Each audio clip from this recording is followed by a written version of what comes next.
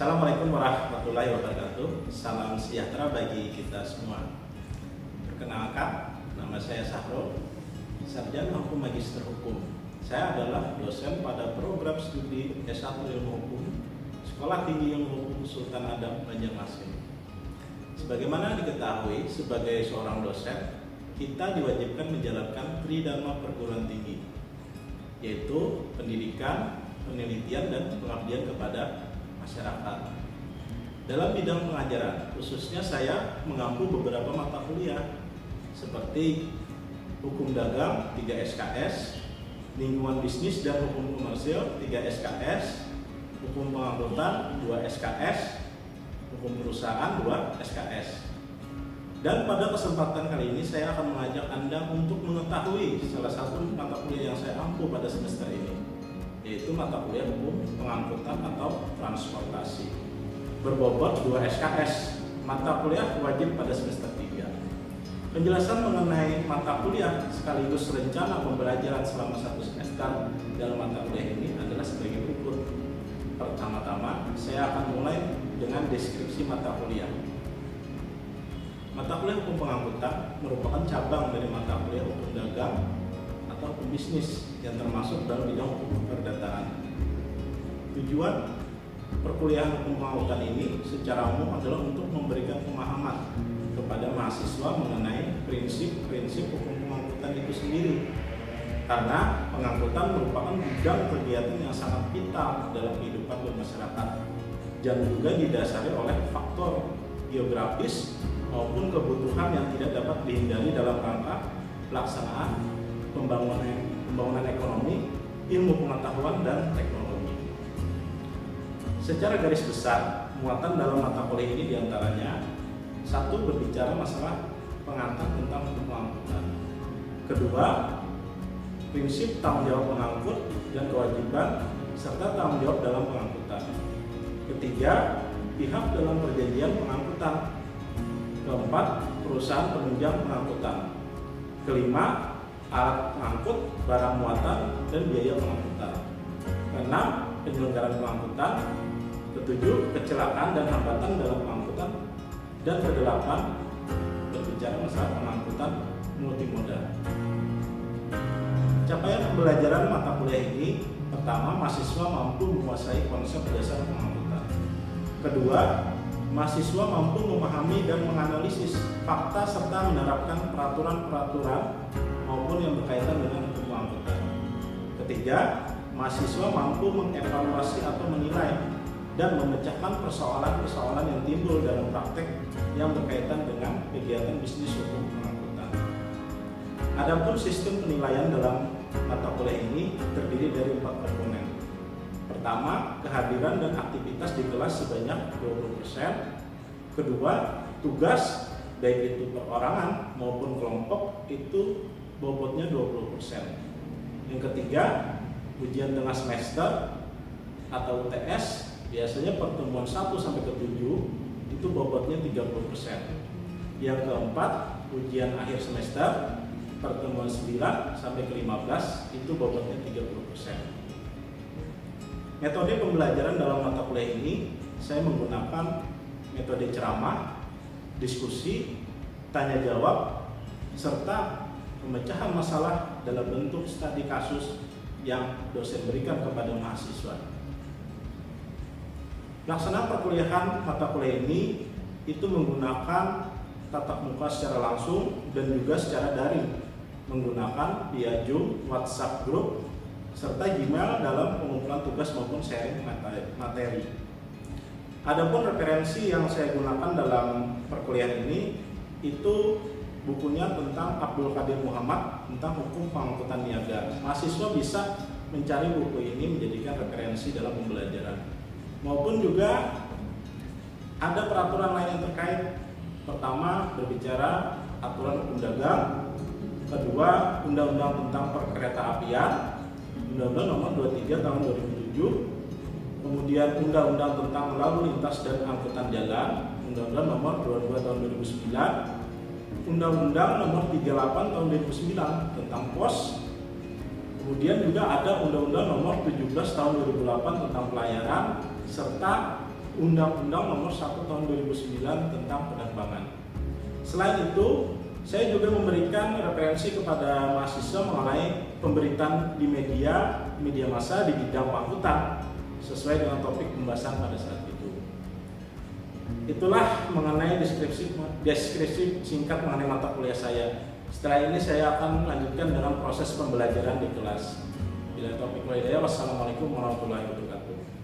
Assalamualaikum warahmatullahi wabarakatuh. Waalaikumsalam warahmatullahi wabarakatuh. Selamat pagi semuanya. Pagi. Salam sejahtera untuk kita semua ya. Bagaimana kondisi mahasiswa ini? Ada yang masih lesu atau kurang sehat? Alhamdulillah sehat ya. Oke. Hari ini Bapak akan melanjutkan lagi perkuliahan kita sebagaimana perkuliahan yang pertama ya, minggu lalu. Kita berbicara masalah kontrak perkuliahan ya, mengenal apa itu kontrak perkuliahan antara dosen dan mahasiswa. Hari ini kita masuk ke materi ya, materi yang pertama berkaitan dengan hukum pengangkutan ya. Jadi hukum pengangkutan itu ada juga orang mengatakan itu hukum transportasi, atau ada juga yang lain mengatakan pengangkutan niaga ya. Itu sama, maknanya sama ya. Yang jelas dia berbicara masalah angkutan. Kenapa jadi sangat penting pengangkutan ini ya di dalam sebuah negara? Karena jantungnya perekonomian itu salah satunya adalah pengangkutan ya. Di negara lain pun jantung ekonominya itu salah satu atau urat nadi dalam sebuah negara itu adalah angkutan ya. Ketika angkutan itu cepat ya sesuai dengan program pemerintah, maka perekonomian itu juga akan naik stabil ya dalam sebuah negara ya. Nah itu salah satunya pentingnya kita belajar pengangkutan ya. Di sini ada ruang lingkup mengenai materi tentang pengangkutan ya. Pertama itu berbicara masalah konsep ya. Konsep pengangkutan apa sih yang dikatakan sebuah pengangkutan ya. Yang jelas pengangkutan itu dia adalah usaha untuk melakukan kegiatan bisnis ya. Kegiatan bisnis ada alat angkutnya ya, subjek angkutnya siapa ya kan, ada pengangkut itu sendiri, ada konsumen itu pengguna jasa angkutannya ya, konsumen pengguna jasa angkutannya maupun lain sebagainya ya. Itu konsep pengangkutan, kita lebih mengenal apa sih itu hukum pengangkutan itu sendiri. Makna di dalam pengangkutan itu ialah dia merupakan tadi sama seperti kita bicara masalah definisi ya, perpindahan suatu buah barang. Yang dipindahkan itu apa? Barang dan penumpang atau orang ya kan? Nah, yang dipindahkan itu barang maupun orang ya, dari suatu tempat ke tempat lain. Kalau tujuan barangnya untuk apa kira-kira? Dalam kondisi yang baik ya. Kalau orang, tujuan pengangkutan orang untuk apa? Selamat sampai tujuan ya kan? Nah itu yang dikehendaki di dalam sebuah makna dari pengangkutan. Kalau kita berbicara mengenai peraturan pengangkutan, ya, Bapak rasa saudara sudah paham jelas ya, karena dia merupakan bagian dari hukum perdata atau hukum dagang. Tentu yang menjadi aturan dasarnya itu adalah hukum apa? Konsep dasar, aturan dasarnya terdapat di mana peraturan pengangkutan ini? KUHP ya. KUHP dagang ya, jangan sampai lupa itu ya buat mahasiswa. Dan juga kita mengenal hukum perdata ya, itu sebagai dasarnya ya. Kemudian hukum perdata, hukum dagang ya. Hukum dagang itu berbicara masalah apa ya? Kalau saudara berbicara masalah hukum dagang itu banyak nanti ya, pembagiannya lagi ada hukum perusahaan ya, ada hukum surat berharga ya, ada kekayaan intelektual, itu banyak. Salah satunya adalah hukum pengangkutan ini. Nah itu berbicara peraturan pengangkutan. Ada juga aturan khusus ya. Ternyata perkembangan zaman kita tidak selalu memakai KUHP tersebut. Ada aturan yang lebih khusus ya. Misalkan undang-undang yang lebih khusus. Ada undang-undang tentang pelayaran angkutan laut, angkutan jalan, undang-undang tahun 2009. Nah itu angkutan darat ya, nomor 22 tahun 2009, dan undang-undang tentang penerbangan. Nah itu harus tahu ya. Itu pengkhususan ya, hukum dagang, tapi basic dasarnya hukum dagang ya. Tapi lebih khusus mengatur. Kalau asas itu jelas ya, setiap pengangkutan itu pasti ada asas yang perlu ditaati. Salah satunya adalah asas untuk publik. Untuk apa? Salah satu contohnya asasnya.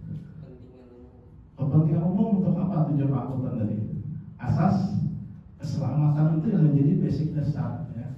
Keselamatan itu yang menjadi basic dasar. Maupun ada asas lainnya. Perjanjian pengangkutan atau dokumen pengangkutan ini juga menjadi sebuah hal yang sangat penting ya. Misalkan di sini mahasiswa itu menjadi seorang konsumen, pengguna jasa angkutan ya, konsumen disebutkan.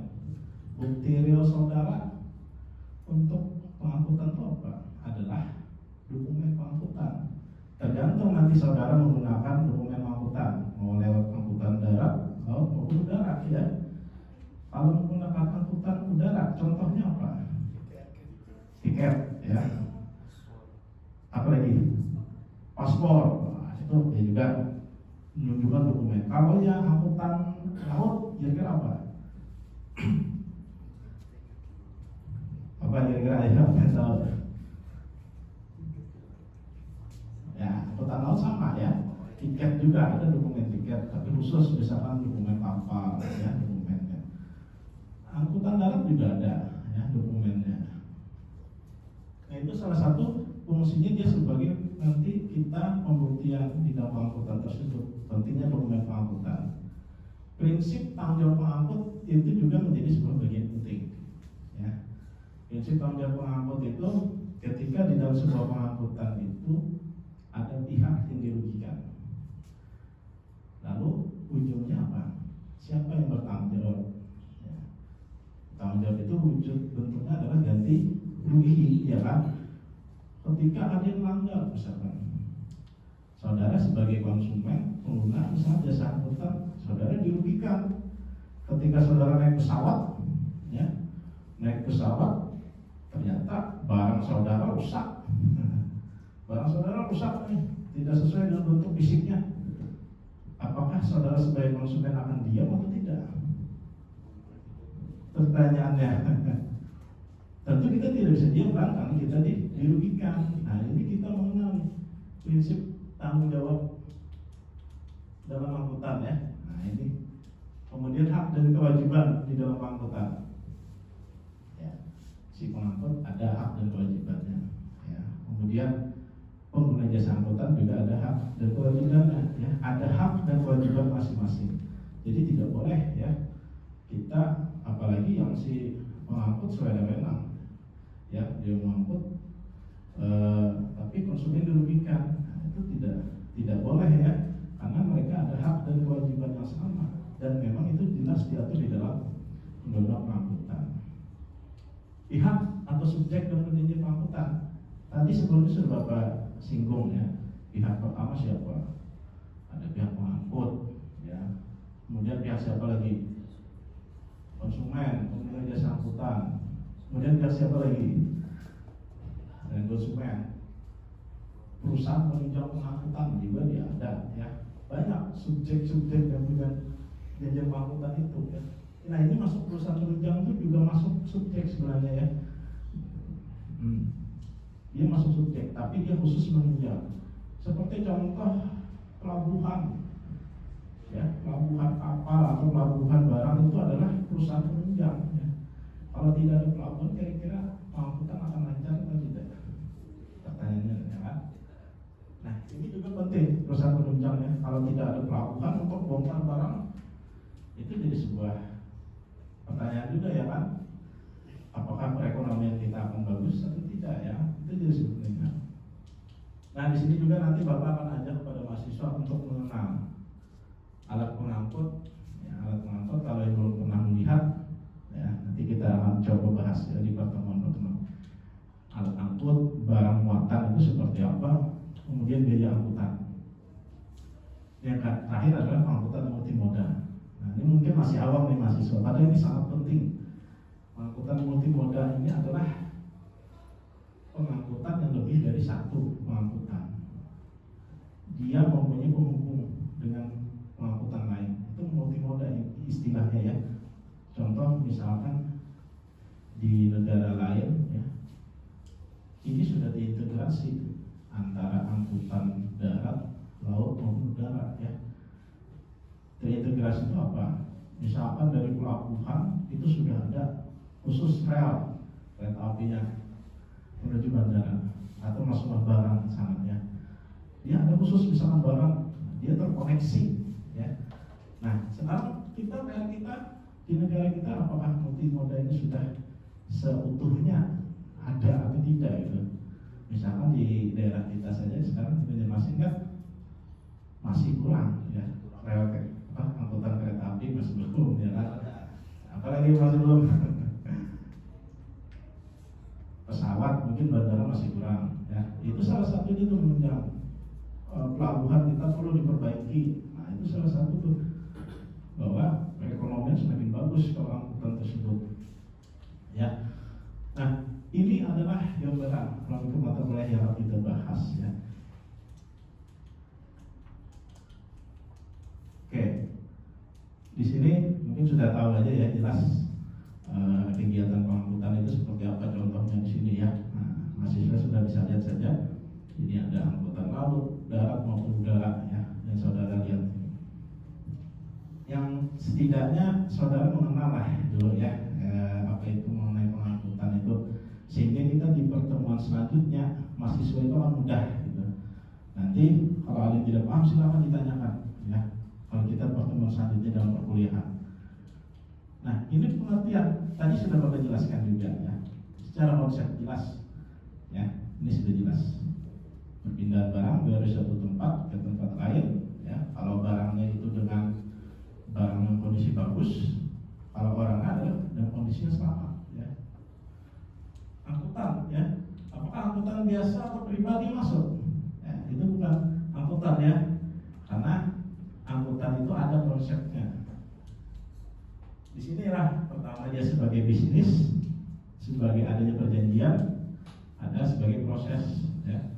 Kalau angkutan yang pribadi kita ke tempat lain membawa barang itu bukan angkutan ya, itu angkutan pribadi kita rumah.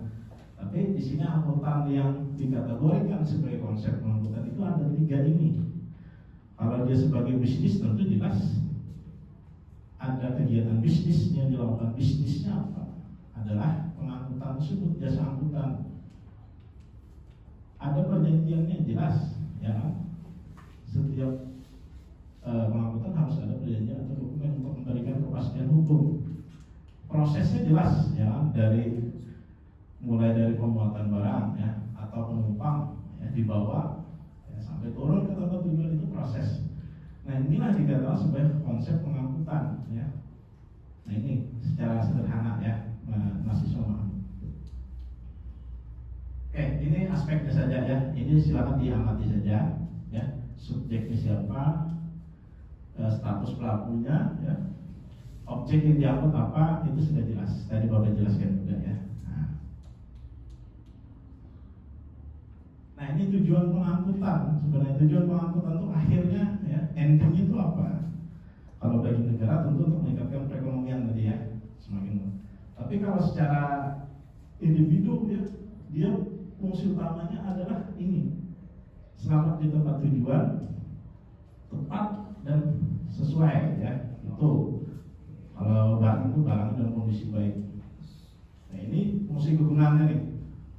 Fungsi kegunaan pengangkutan itu dari sisi tempat dan waktu.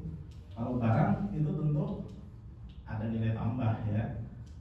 Kalau waktu bagi orang pasti dia ada nilai tambah. Contoh misalkan Bapak saja bepergian, misalkan ada undangan di tempat lain ya kan. Kalau Bapak terlambat kira-kira ada nilai tambah tidak? Ya, ada yang Bapak dapatkan. Tentu negatif ya kan?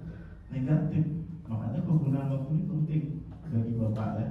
Ketika Bapak sampai tempat waktu, tujuan yang jelas, ada bukan hanya material ya, imaterial yang dapat didapatkan ya. Nah, kalau barang bentuk tempatnya, kalau di perpindahan suatu tempat itu akan menambah nilai ya. Misalkan contoh, ini berjualan di tempat lain pasti harganya berbeda ya kan. Nah itu salah satunya tuh penggunaan tempatnya itu. Nah, menambahkan nilai barang itu.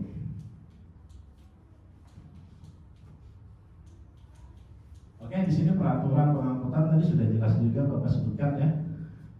Konsep dasarnya kita. Oke, juga di sini mengenai peraturan pengangkutan ya.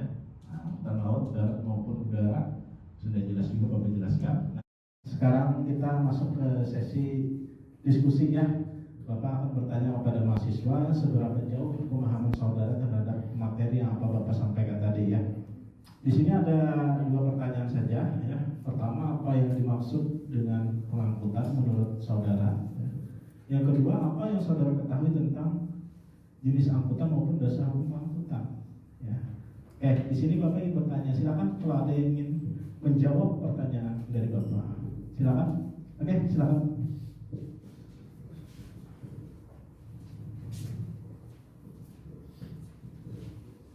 Izin menjawab pertanyaan Pak. Nama saya Geri Febriana.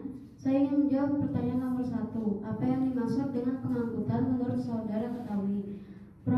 Proses kegiatan membuat barang atau penumpang ke dalam alat pengangkutan, membawa barang atau penumpang dari tempat pemuatan ke tempat tujuan, dan menurunkan barang atau penumpang dari alat pengangkutan ke tempat yang ditentukan. Ya, artinya kita sudah memahami makna dari pengangkutan tersebut ya. Jadi perpindahan suatu barang, baik itu barangnya sampai ke tujuan maupun orang yang selamat sampai tujuannya. Oke, yang kedua, siapa yang ingin menjawab lagi pertanyaan dari Bapak? Oke, silakan.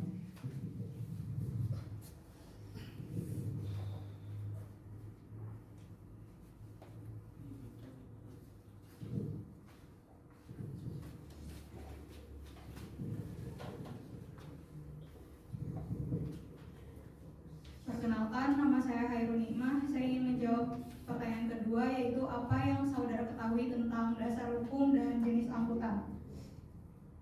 Sebelumnya, hukum pengangkutan memuat beberapa peraturan yang terdiri dalam undang-undang, perjanjian pengangkutan, konvensi internasional, serta kebiasaan dalam pengangkutan baik darat, laut, ataupun udara.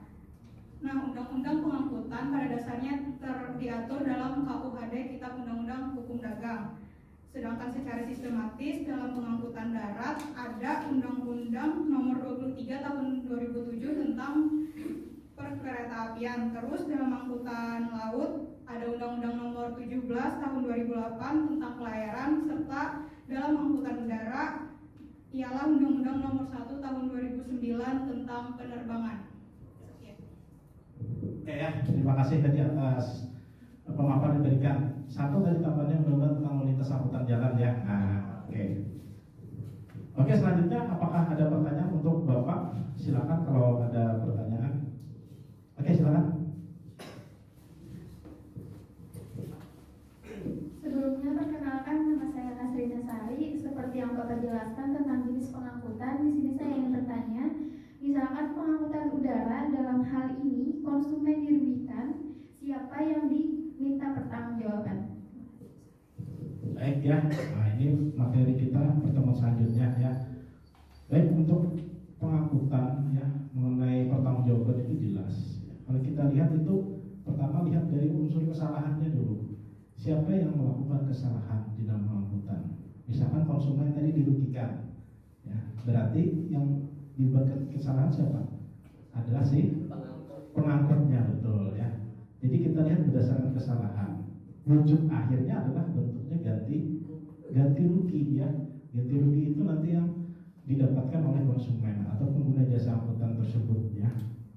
Tergantung nanti ada angkutan darat, laut maupun udara ya. Itu diatur di dalam undang-undangnya masing-masing ya. Yang jelas ada istilah pertanggungjawaban tersebut ya. Terima kasih ya. Nah, kemudian apakah ada pertanyaan lagi untuk Bapak? Oke, silakan. Perkenalkan, nama saya Adrian Sori.